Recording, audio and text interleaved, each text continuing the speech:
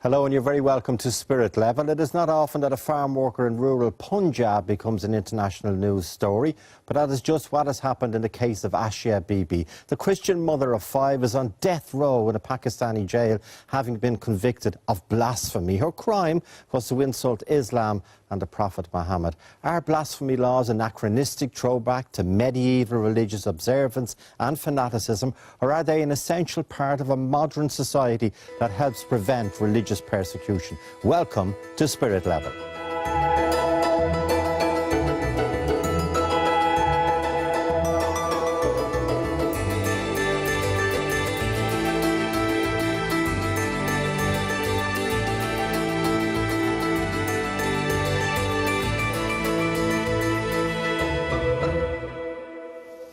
Hello and you're very welcome to Spirit Level. Pope Benedict's statement to mark World Peace Day that Christians are the religious group which suffers most from persecution on account of their faith has been brought into sharp focus by the case of Asia Bibi. Across in the Middle East, but also in China, North Korea, India, Christian communities are increasingly the subject of violence and threats of imprisonment and intimidation because of their faith. We will be discussing the issue of blasphemy and how it can be used as an instrument of religious oppression. Also on the programme, Blothan Coffey's spiritual journey continues as she follows in the footsteps of medieval pilgrims who flocked to the tomb of St. Kevin in Glendalough and Wicklow. And later in the programme, I'll be joined by reporter Mick Pilo, whose investigation for tomorrow night's Would You Believe reveals how the Vatican blocked Irish bishops' efforts to improve child protection and bring paedophile priests to justice. And later on the programme, the hugely popular priests will be performing from a recording of their concert in Armagh Cathedral. And if you'd like to get in contact with us, you can email spiritlevel@rte.ie, or you can write to me, Joe Duffy, RTE, Donnybrook, Dublin 4. But before we get into our main discussion, let's have a look at some of the stories in today's papers. And I promise a politics-free zone, given all that's happened today. Anyway, most of the headlines are out of date at this stage, as you know. But joining me are journalists Anne-Marie Herahan, David Turner from the organisation Church in Chains, and Sheikh Dr. Shahid Satirdin, Chairman of the European Muslim Council for Justice, Peace and Equality. Anne-Marie, we've instructed you stay away from politics because so much has changed, as you know, during the day, and most of the headlines are out of date. But you've picked an issue which did not get an awful lot of coverage during the week, the morning after pill, the sale of. Yeah, I think it's just a very low-key, it is actually, as you say, a story that hasn't attracted an awful lot of headlines or a lot of noise, but it's something that will quietly make a big difference to a lot of people. That now, if a woman is worried that she may have been exposed to the risk of an unplanned pregnancy, that she can go, instead of having to go to the doctor and get a prescription and then go to the chemist and get it filled, and all the rest of taking time off work and maybe getting babysitters to go to the doctor and pay money, maybe 60 quid or something, to visit the doctor unexpectedly. She can go straight. Boots Pharmacy has announced that they will be dispensing the morning after pill pretty well freely at their 49 of their 50 stores in the Republic. Now that's a bit, I think that is a big change for a lot of people. That they're setting what used to be called, and isn't abortifacient, isn't it, over the counter as such? You know that whole argument before, even when it was available on prescription. No, but there was always an argument about how precisely it worked, and I don't know whether that has actually been resolved or not, or whether it is an abortifacient or not, because you have to take it, as far as I'm aware, within 72 hours of intercourse happening. Are you surprised that it hasn't generated more animated discussion, more opposition even? I'm delighted, actually, because I think it's being handled in a very good way, and the Irish Pharmaceutical Union is now going to bring its members, they're the people who represent individual pharmacies around the country. That, of course, is harder to coordinate. It's easier for one organisation, umbrella organisation, to bring something like this in, and I think also it's not an issue just about contraception. It's also an issue about other medications for a variety of different situations that in other countries you don't need a prescription for. But in Ireland we're pretty very fond of prescriptions, and a lot of the problems and the expense that entails. So I hope it's the beginning of a more relaxed attitude. But you say it's going to be dispensed freely. It's far from free, because Boots are charging €45, and as the Mail on Sunday reveals, €45 in Ireland, and €22 in the UK. The road. Yeah. Up the road if you want. The road if you want to drive. It really is an outrageous difference, and I think that the Mail made it pretty clear that the lady that they contacted from Boots didn't really have a very coherent explanation as to the price difference. It can't really cost that much money to import little tiny pills to the Republic. Okay, and the story, of course, Shahid, that's dominated tragically all the media this week, and indeed tomorrow with the funeral in Ballygawley, the tragedy, the unspeakable tragedy of the death of Michaela Hart McAreavey. You of course, wanted to talk about this. It's in all our newspapers. Yeah, well, I think it's very sad, and we give our condolences and our sympathies to the family. But this is, a trend is developing, because I know Mauritian people are generally very nice people, and something like this to happen in the country will impact very negatively on the tourism and in the economy of the country, and they are in dire straits. And it's to be encouraged that people use destinations like Mauritius and South Africa for their honeymoons and for their holidays. But if things like this, how hard would they have been to steal less than €100 and tragically kill a woman for €100? You know, life is sacred. Life is more valuable than €100. So it's a very, very sad incident, and my heart goes out to the family. And of course the people of Mauritius, who are generally very nice people, and the country is a paradise on earth. And I hope that they will be able to overcome this situation and this issue, which has very impacted very, very negatively on the country. And the funeral, as I said, is tomorrow. And Mickey Joe Hart was on this programme, less than 6 weeks ago, talking about his own faith and his work for a men's Christian group. And we can only hope and pray, for those of us who pray, that the grief and the pain that they're going through, the extended McAreavey and Hart family, is somehow solved by the amount of condolence that is coming from so many people, including yourself, Shahid. So again, our thoughts and our prayers go out to Mickey, to Marion, the boys, and to John over the next, you can say the next few weeks, but looking at the circumstances of that death, it's going to be a wound that will take a long time to heal. So our condolences again to the Hart and McAreavey families.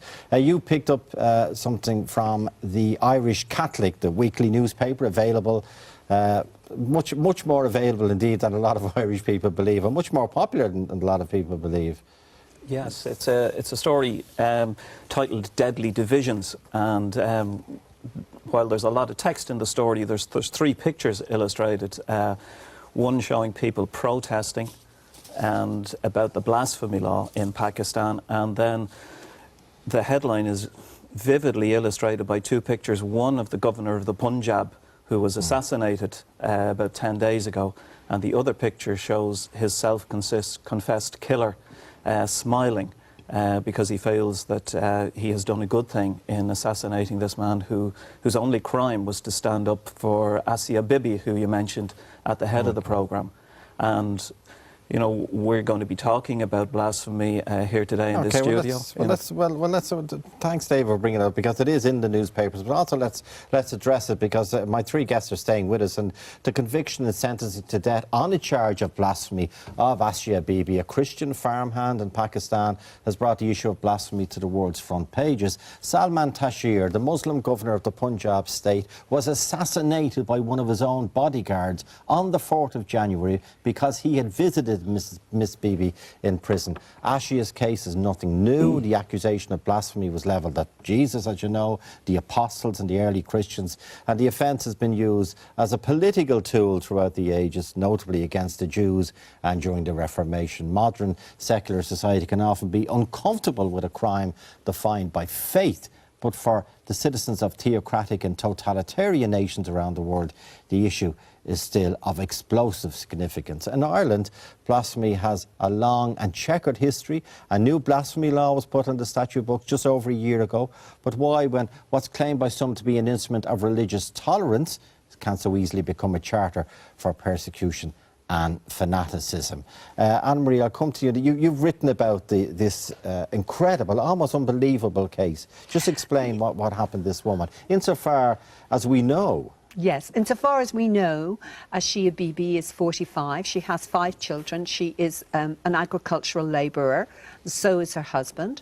She was in her local village in Punjab, and she was working with other local women when she was sent, one of the village elders sent her for water, to fetch water for herself and her fellow workers. And allegedly, when she came back, an argument developed, and allegedly her fellow workers said that they didn't wish to touch the water then because it had been brought to them by a non-Muslim. Now, we don't know, is this true or is it not true? They made a complaint against Ashia Bibi, and the policeman who came originally to protect her actually ended up arresting her, and she was taken into custody. And it's a very, out of this very minor, what seems to be a very minor local row in a peasant community, which we can well understand from our history, how these things happen, how a small town, a small place can give rise to a lot of passion. She was taken to jail, and the new blasphemy law in Pakistan has a death penalty attached, although, and again Irish people can identify with this, the death penalty, although it's on the statute books, has never been used. However, and Christians are not the only target of this. A lot of different Muslim sects, including the Ahmadi sect, which is about 4 million people in Pakistan, I think I'm right in saying, a lot of minority Muslim groups have been targeted by it. Hindus have been targeted by it. So it's not just Christians. And the more moderate people in Pakistan have been, it seems, very much on the back foot. And we should remember that Salman Taseer was also a Muslim, a moderate Muslim, a liberal, very sophisticated man. And he went to visit Ashia Bibi in jail to show his solidarity with her. Meanwhile, her husband and their 5 children are on the run, going from safe house to safe house within the Christian community. Salman Taseer was assassinated by one of his own bodyguards. Yes, because for visiting her. For visiting her, for looking as if he supported somebody who had been convicted of blasphemous insult to the Prophet. Shahi, can you give us an insight into what is that way of thinking? I know you don't agree with it. This goes back to the time when General Zia-ul-Haq introduced this blasphemy law into the Constitution of Pakistan. Remember that the blasphemy law has no basis in Islam, nor in the Quran, nor in the Hadith, the text of Islam. However, in view of the construction, we have to contextualize this a bit, because primarily, I don't know, even here in Ireland, the blasphemy law, I don't know, will it hold? I don't think it will hold. In a democratic society, it will not hold. At a time when General Zia-ul-Haq, he was a military dictator, he brought in the law, but at the same time, it is a politically motivated move. It is basically the same like the teacher who called the teddy bear Muhammad in Sudan, politically motivated things. And people misconstrue this whole thing. They think it has got something to do with Islam. Islam has absolutely nothing to do with it. It's a cultural thing being appropriated into the religion of Islam.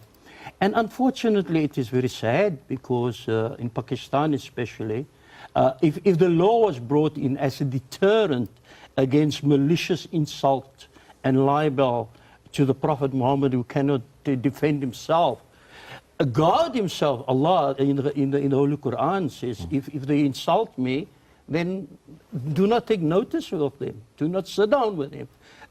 Forgive them. You know, the Quran, the book of the Muslims, primarily emphasize compassion. There is no blasphemy law in Islam. But what was fascinating in Pakistan after the assassination of Salman Taseer, Yes. that talk shows like this, Yes. they found it very difficult to find people who were against the assassination. Yes, a lot of so-called intellectuals in Pakistan. Yes. Sat on the fence, unbelievably. Unbelievably. And unbelievably, David, as well, we have a blasphemy law in Ireland. This is your thesis, I'm introducing you this way. Unbelievably, you say we have a blasphemy law in Ireland that the Pakistan government actually quoted. It was an unintended consequence of this blasphemy law. Explain. Yeah, that's right. For a number of years, Pakistan has led the organisation of the Islamic Conference in introducing resolutions to the United Nations on the theme of defamation of religion.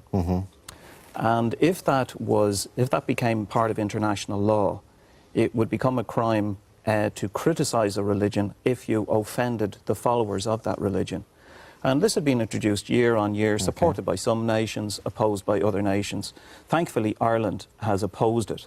But Ireland is now in the amazing position where the last time it was introduced, they looked at the wording and saw that word for word, Ireland's blasphemy law had been copied into this resolution that Pakistan was presenting to the United Nations.